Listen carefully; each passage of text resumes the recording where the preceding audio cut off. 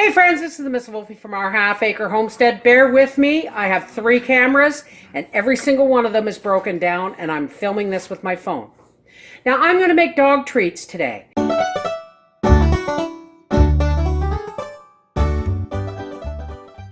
I don't want anybody getting upset and thinking I'm wasting food because I spend close to $30 a month on healthy dog treats. Meat, solid, straight meat dog treats. So some people are going to consider this a waste, but it's not a waste for me. Here's what we're doing. In this roasting pan, I have a beef liver that was given to me last year by a neighbor. Here's a couple of pig hearts and deer hearts. And I'm just throwing these in the roasting pan. And we're going to cook them slow until done. Okay, so the hearts and the liver I roasted until they were cooked. Now I'm slicing them all up and putting them on the dehydrator. Okay, so far I have 6 trays of liver, and I still have some to cut up, and I still have like 3 or 4 hearts to do. But Gracie and Frankie are like, where's mine, Mommy? Gracie, can you sit? Frankie says I can. Frankie can sit. Sit, Gracie. Good girl. My babies love their liver treats. Okay, this is a little rich, so only one more. Yes, Mommy's good girls. So are. Here's what the deer hearts look like.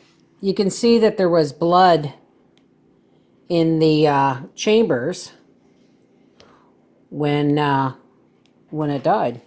Oh, Ricky's piece. All right, no more for you guys. It's too rich.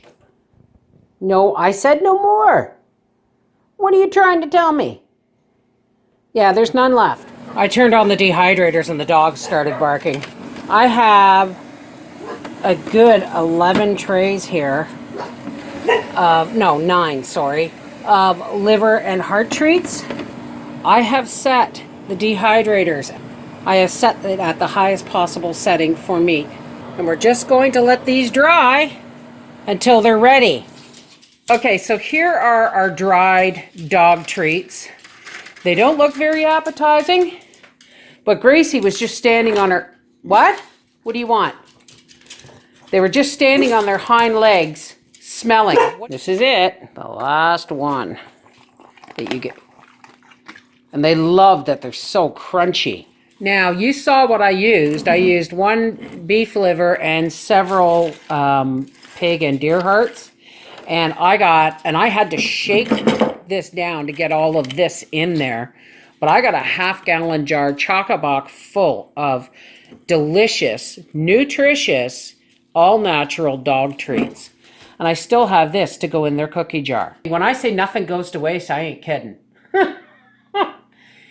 If your husband hunts, or if you butcher your own meat, or whatever, if you come into some livers and hearts and kidneys and stuff like that, throw them in a roasting. If you don't eat them, throw them in a roasting pan.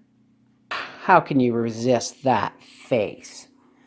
Throw them in a roasting pan, slow cook them with the lid on, and then just when they're cool, slice them up, dehydrate them. Excellent dog treats. And Gracie says they're very good. So does Frankie. Good girl. Good girls. No more.